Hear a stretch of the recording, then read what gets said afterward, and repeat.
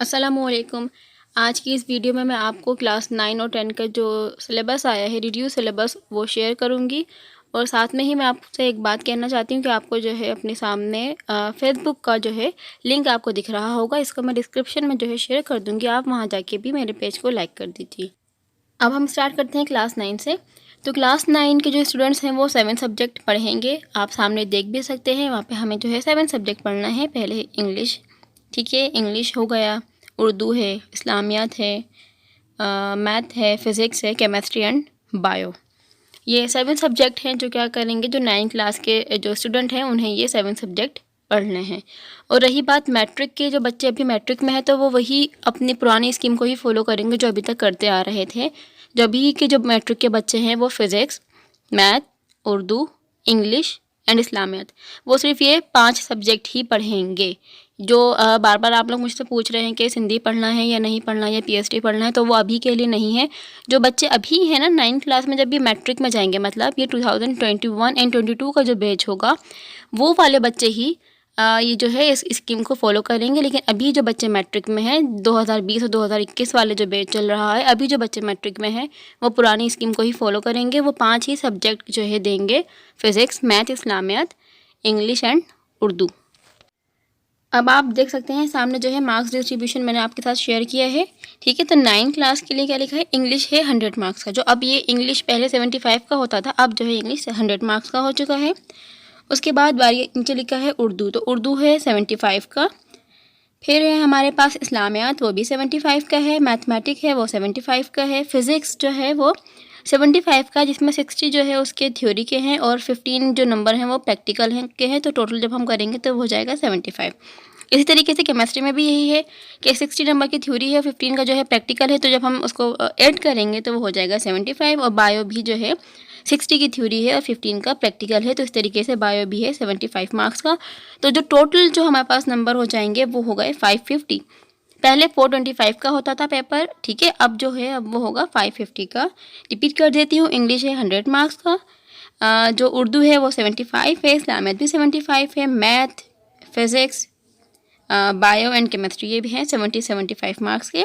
और जो टोटल जो मार्क्स हो गए वो हो गए हैं 550।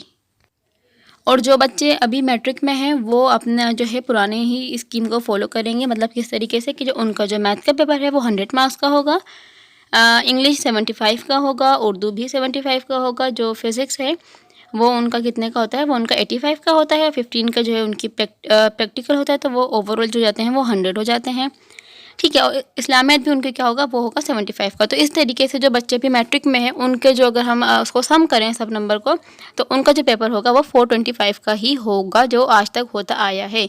मैट्रिक का जो ये है ये चेंज नहीं हुए हैं, ये जो मार्क्स डिस्ट्रीब्यूशन है ये चेंज नहीं हुआ है। अभी जो बच्चे मैट्रिक में है वो वही उनका हिसाब होगा जो अभी तक चलता आ रहा है। लेकिन ये जो चेंजिंग आई है वो 9 क्लास के बच्चों के लिए आई है। तो अब ये जो बच्चे अभी 9 में हैं, जब ये मैट्रिक में जाएंगे तो देखें आपको आगे उनका भी लिखा हुआ दिख रहा होगा। तो इसमें क्या है कि उनकी भी इंग्लिश जो है 100 मार्क्स की होगी। फिर ये सिंधी, जो अभी बच्चे 9 में ना, फिर ये मैट्रिक में जाएंगे, फिर ये सिंधी का पेपर देंगे तो वो होगा 75 का। और ये बच्चे जब पीएचडी का देंगे तो वो भी 75 का है।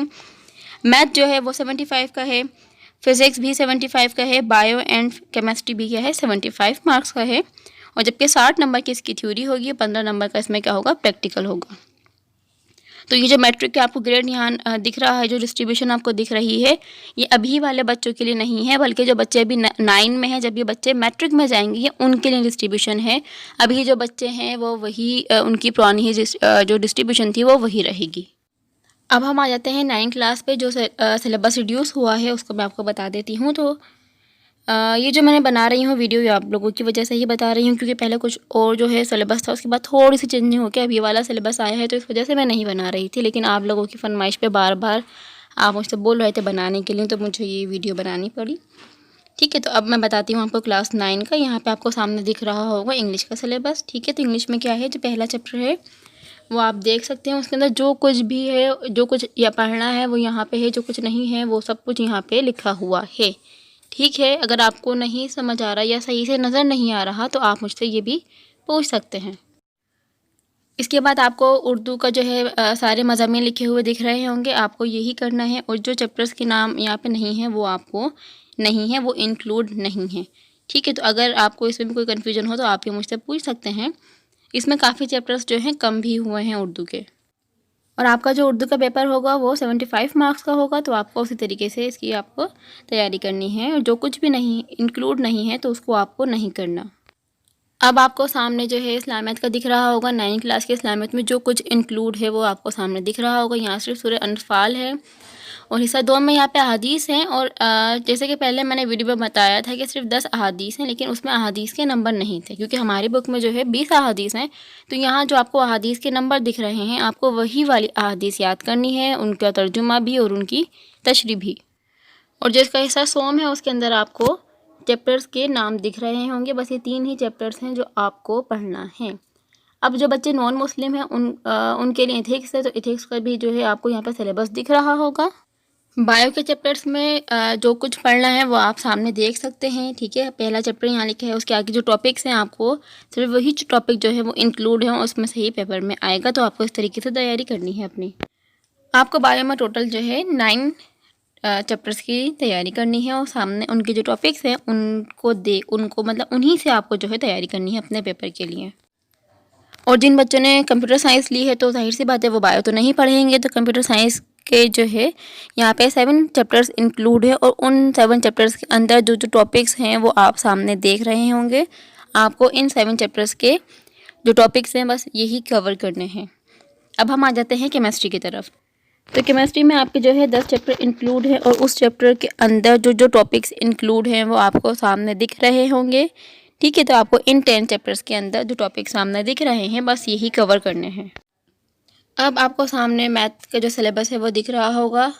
तो मैथ के सिलेबस में जो जो चैप्टर्स इंक्लूड हैं आपको बस वही करना है। जैसे कि यूनिट 1 हो गया, 2 है, 3 है, 4 है, 5 है, 7, 11 एंड 12।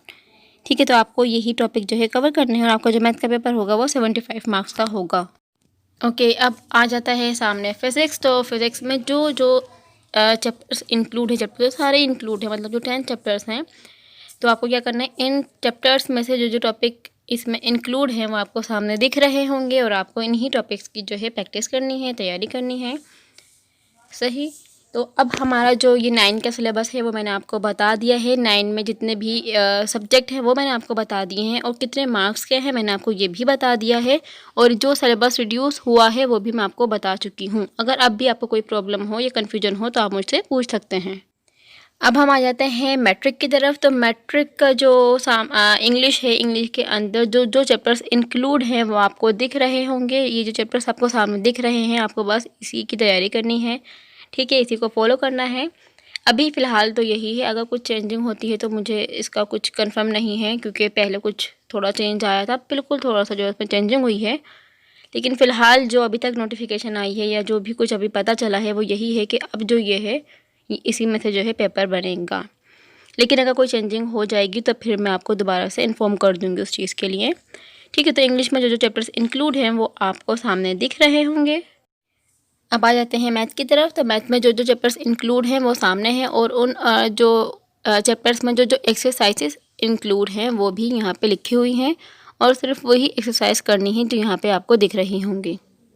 अब हम आ जाते हैं फ़िज़िक्स की तरफ। तो फिज़िक्स में जो जो चैप्टर्स इंक्लूड हैं और उन चैप्टर्स के अंदर जो जो टॉपिक्स इंक्लूड हैं वो आपको सामने दिख रहे हैं और इन टॉपिक्स के न्यूमेरिकल्स भी हैं। जो जो टॉपिक्स यहाँ पे लिखे हैं तो उससे रेलिवेंट जो भी न्यूमेरिकल्स या प्रॉब्लम्स हैं हमारी बुक में वो भी हमें करने हैं, वो इंक्लूड हैं। तो जो हमारा पेपर होगा वो 85 का ही होगा। 15 का जो है हमारे पास क्या होगा, इसके अंदर हमारा प्रैक्टिकल होगा, तो ये भी कितने हो जाएंगे, ये 100 मार्क्स का हो जाएगा। ठीक है, अब हमारे पास 2 सब्जेक्ट रह जाते हैं, एक तो है उर्दू और एक है इस्लामियत। तो उर्दू और इस्लामियत का अभी तक कोई रिड्यूस सिलेबस नहीं आया है। मैट्रिक के लिए सिर्फ यही 3 सब्जेक्ट का आया था जो मैंने आपके साथ शेयर कर दिया है। अगर मुझे उर्दू और इस्लामियत के बारे में कुछ पता चलता है तो वो भी मैं आपके साथ शेयर कर दूँगी।